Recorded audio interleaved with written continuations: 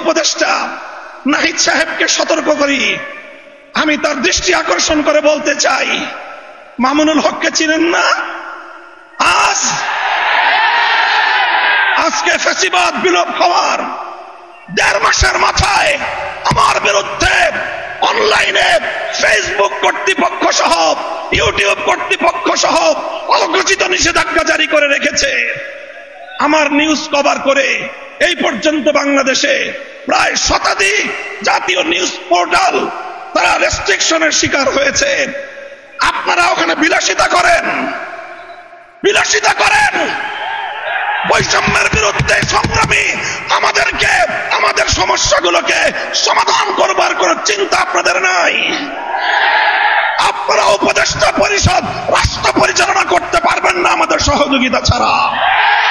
আমার এই বক্তব্যের 24 ঘন্টার মধ্যে যদি আপনারা কোনো ব্যবস্থা গ্রহণ না করেন, আমরা আপনাদের বিরুদ্ধে ব্যবস্থা গ্রহণ করতে বাধ্য হব।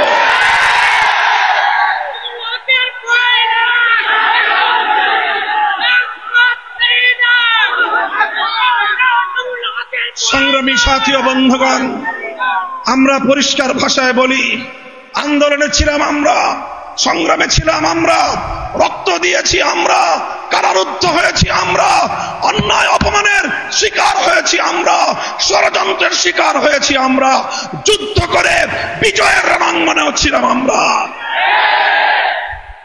এখন সম্মিলিতভাবে এই রাষ্ট্রটাকে এগিয়ে নেওয়ার দায়িত্ব আমাদের।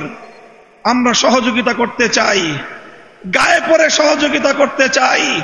আমাদের গায়ে পড়ে সহযোগিতা যদি পায়ে ঠেলতে চান, সে পা ভেঙে গুড়িয়ে দিতে এক মুহূর্ত আমরা বিলম্ব করব না।